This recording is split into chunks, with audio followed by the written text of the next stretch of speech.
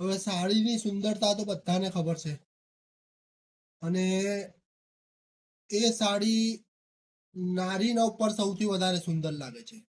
કેમ કે સાડીની સુંદરતા જ એવી હોય છે અને સાડી પહેરીને માણસ પહેલાથી વધારે સુંદર દેખાય છે. એટલે સાડી પહેરો.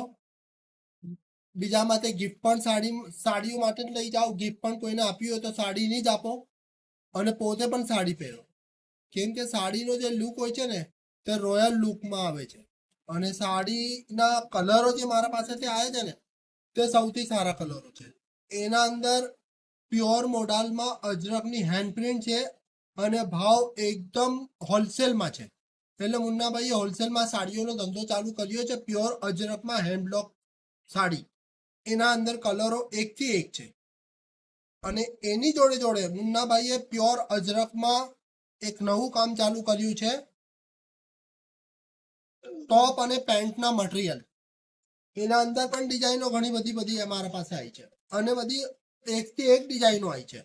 તો લોકોના શું છે કે હમણાંથી જ ફોન ચાલુ થઈ ગયા છે. તો તમે લોકો ફટાફટ આવો અને સેલનો લાભ ઉઠાવો. કેમ કે દરેક વસ્તુમાં છે ને રેટમાં ફાયદો છે, દરેક વસ્તુમાં. એની જોડે જોડે પ્યોર મોડલ જે ચાલુ કર્યું છે એના અંદર પણ એકથી એક કલેક્શન આવ્યું છે અને એમાં પણ રેટમાં ઘણો ફાયદો છે. તો એ પણ આવો અને રેટમાં પણ ફાયદો ઉઠાવો અને સારી ક્વોલિટી અને સારું કપડું લઈને જાઓ. હા, ને સાડીની વાત તો તમને મેં પહેલા કહી દીધી. સાડી નારીનું સૌથી સુંદર અને સૌથી બેસ્ટ વસ્ત્ર છે. એટલે નારી સાડી ના પહેરે તો એ નારી ના ગણાય. તો આવો આપણે સાડીઓ પહેલા લઈએ અને એના પછી જ બીજી કોઈ વાત કરીએ.